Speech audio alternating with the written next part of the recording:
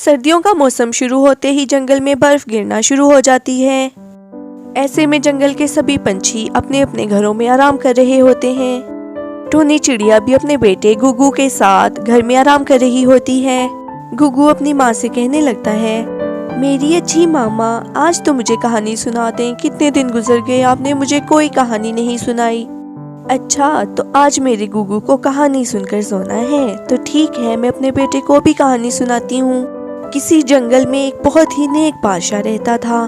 Tony चिड़िया अपने बेटे गुगू को कहानी सुनाने लगती है। तभी उनके घर के बाहर कुकू कौवा आ जाता है।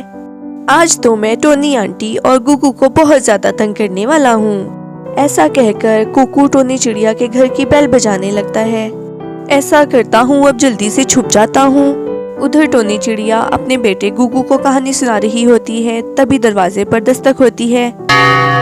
अरे, इतनी सर्दी में हमारे घर कौन आ सकता है? चलो मैं जाकर देखती हूँ। नहीं मामा, बाहर बहुत सर्दी है, आप आराम करें, मैं जाकर देखता हूँ कि बाहर कौन आया है।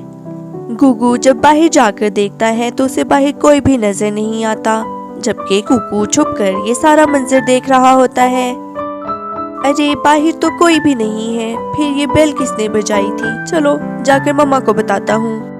कुकू फिर से आकर बिस्तर में लेट जाता है। मम्मा, बाहर कोई भी नहीं था। अभी कुछ ही देर गुजरती है कि फिर से कोई बेल बजाता है। रुको माँ, मैं 1 मिनट दरवाजे पर देख कर आता हूँ, कौन आया है। अरे बेटा, मुझे लगता है कि कोई शरारती परिंदा ये सब जानबूझकर कर रहा है ताकि वो हमें तंग करे। आप चुपचाप कहानी सुनो, खुद ही वो थोड़ी देर में चला जाएगा। कुकू कौवा घर जाकर अपने माँ बाप को अपनी सारी कहानी सुनाता है। मम्मा, पापा, क्या आपको पता है आज मैंने टोनी आंटी को बहुत ज्यादा तंग किया। मैं उनके घर की बेल बजाकर छुप जाता था और वो बेचारे सर्दी में मुझे ढूंढते रहे। अरे गोरी, देखो हमारा कुकू कितना शरारती हो गया है। ये तो बिल्कुल मेरे पे गया है। मैं भी बचपन में बिल्कुल ऐसी ही शरारतें करता था। अरे कुकू, मेरे प्यारे बेटे, मैं तो इन कामों में तुमसे भी बहुत आगे थी। सभी जंगल वाले मेरी शरारतों से तंग आ चुके थे, लेकिन मैं किसी को भी माफ नहीं करती थी। और फिर वो तीनों मिलकर कुकू कौवे की शरारतों पर हंसने लग जाते हैं। कोई भी कुकू को मना नहीं करता। कुकू को रोकने वाला कोई भी नहीं था, इसलिए उसकी शरारतें बढ़ती ही जा रही थीं। वो रोज किसी न किसी का दरवाजा बजाकर भाग जाता।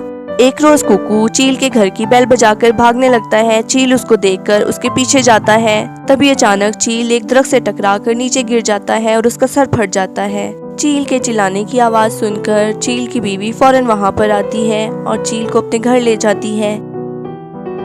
मम्मा, आज आपको पता है चील अंकल के साथ बहुत बुरा हुआ। मैं उनके घर की बेल बजाकर भागने ही लगा था कि वो मेरे पीछे लग गए और एक दरख्त से टकराकर नीचे गिर गए।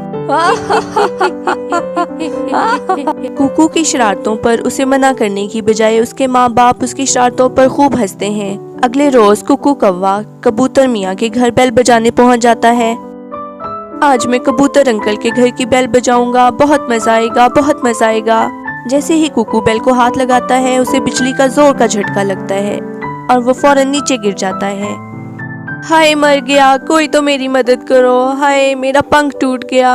उफ, मैं क्या करूं? कुकू का शोर सुनकर कबूतर और उसकी बीवी भी घर से बाहर आ जाते हैं। कबूतर कुकू को उठाकर उसके घर ले जाता है। माँ, मुझे कबूतर अंकल के घर की बेल से बहुत जोर का करंट लगा है। माँ, मेरे पंख में बहुत दर्द है। कल्लू जी, जल्दी से डॉक्टर को बुलाइए, देखें मेरे बेटे को कितना बुरा करंट लगा है।